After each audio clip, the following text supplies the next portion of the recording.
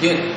After mag-member, ang una-una mong gawin dapat, umattend ka ng mga seminars. At least 1 week series ng seminars. Attendan mo siya every day.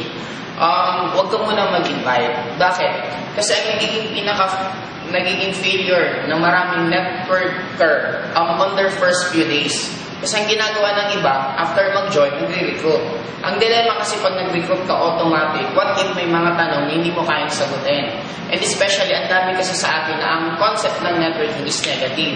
Ang nagiging dilemma, kaya maraming ibang nag-quit on their first few days, kasi ang nangyayari nga, nag-recruit. Tinanong nung ni-recruit, automatic hindi niya masagot. Nung hindi niya masagot, magsasabi siya, ang hirap pala ng networking, kaya ayaw ko na lang mag-networking kasi ang hirap mag-recruit. Pero take note, kung naalala po natin, nag-aaral nga tayo ng elementary, high school, college.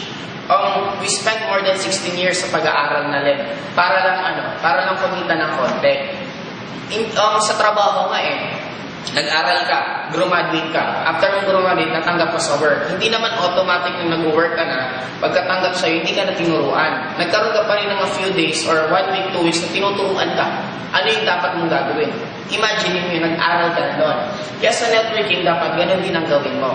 Mas maganda, after mag-join, wag mo munang ikwento sa mga kaibigan kakilala mo. Ang gawin mo lang muna, pag-aralan mo ng business.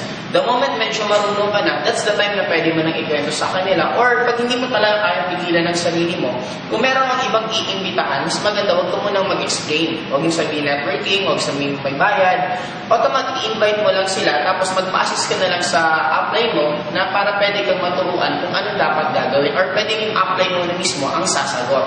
Yun ang mas magiging mababawasan ang rate ng mag-quit. Kasi maraming hindi naman dahil sa mahirap, mali lang yung pinakaunang ginawa. Yun ang ginawa agad, nag-recruit. Nang dapat mong gawin, attend ka muna ng seminar, pag-aralan mo yung business. Pag the moment marunong ka na, saka ka na mag-recruit.